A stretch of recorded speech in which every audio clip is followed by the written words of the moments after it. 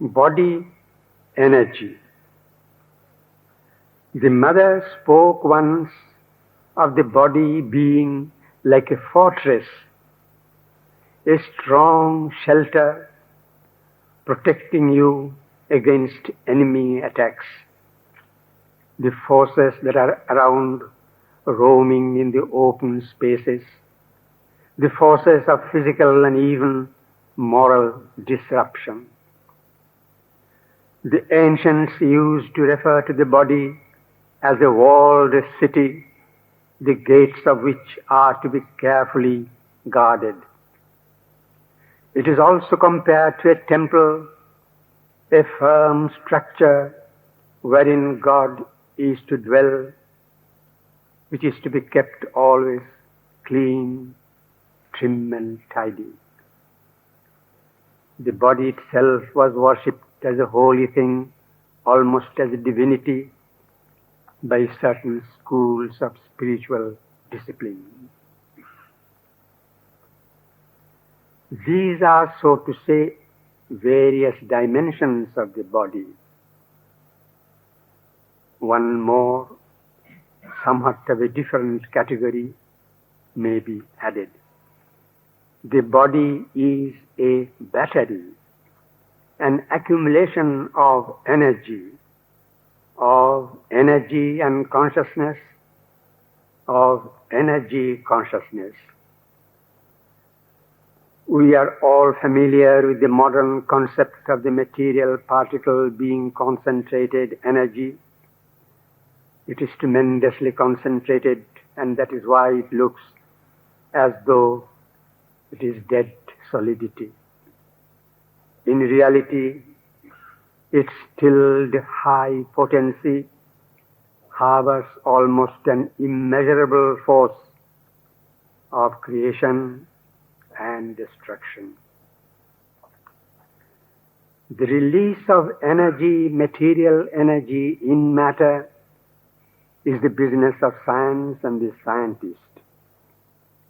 The release of consciousness, the energy of consciousness in matter, is the business of yoga and the yogi. The tantric discipline was in a large way occupied with this mystery. It found and developed its own method and process, and its success in its own field is also well recognized. The body content, thus, is essentially consciousness consolidated, crystallized. The problem then is how to release it. The first thing is that you must be conscious. You, that is to say, your body must be conscious, must be aware always of what it is doing, living, moving, acting. The body must be doing all that consciously, almost voluntarily. There shall be no involuntary movements. Each physical gesture must know itself by feeling itself in the act. It is not that the mind should know. The mind can have only a memory, but that the limb itself has to pursue its function knowingly, in full awareness. At the beginning there is inevitably a mixture of mental knowing, but that is to be cleaned out and overpassed. One is conscious, can be conscious only through consciousness. Consciousness is born through consciousness. It manifests, it grows through incubation, through self-concentration. Energy energizes itself, as the Upanishad says, tapas taptva. Energy is consciousness in movement, and in moving it expresses itself, embodies itself. A muscle, for example, when moving, awakes to its own activity. The awakening is not confined to itself, but it extends gradually, extends to all its constituent cells, and even to contiguous cells. The process in this way permeates the whole body, and the entire material content of the body is filled with consciousness and with its radiant energy. There is, however, a basic preliminary necessity, a preparatory condition. The first essential condition under which the body can be conscious of itself is its freedom, its absolute freedom. The body must be liberated wholly and entirely. It must feel its perfect freedom. As at present, it is a slave.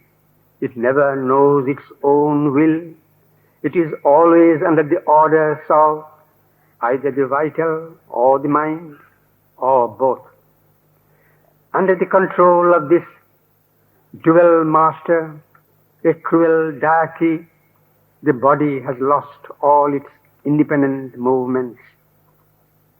The activities, almost all of the present body, are not really its own. They are expressions of an imposed will. In order to have and to be aware of its own will, the body must be freed from its alien imposition, and as soon as it gains its freedom, it will know itself, learn its own movements. It will gradually shred off all the wrong and distorted movements which form its present habits. We shall find that in itself the body is a sane entity, and it is not in need of many things that have been suggested to it or instilled into it by forces that are outside it. Outside it, almost foreign to it, the mental and the vital forces.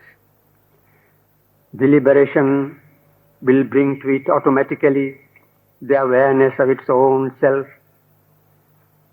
It will become, that is to say, conscious of itself, and this consciousness will bring with it a pure and fresh energy, which is that of its true self.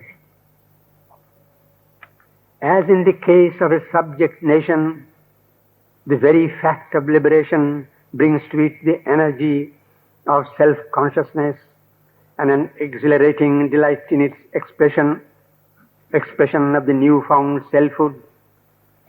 Even as also in the case of the individual human being, when he is freed from serfdom and slavery and bondages, he attains, realizes the dignity of self-consciousness and self-power. Even so, the material body becomes illumined with its freedom and rejoices in its power and energy to express its own truth. The first effect of freedom after long subjugation is likely to be a spell of erraticism, but that is sure to die away if there is a corrective central will. The body movements in the animal are more authentic and truthful, for they are not subsidized and suborned by the vital and mental injunctions, and they are more ordered and controlled, not subject to idiosyncrasies that sway the human character. they are more free and more natural. The same essential freedom and authenticity and purity shall belong to the body natural of the highest mode of being and consciousness. However, in this age, at the present time, the human body is inevitably moving towards such a consummation, towards freedom and buoyancy and radiancy, a new valency, a new self-law.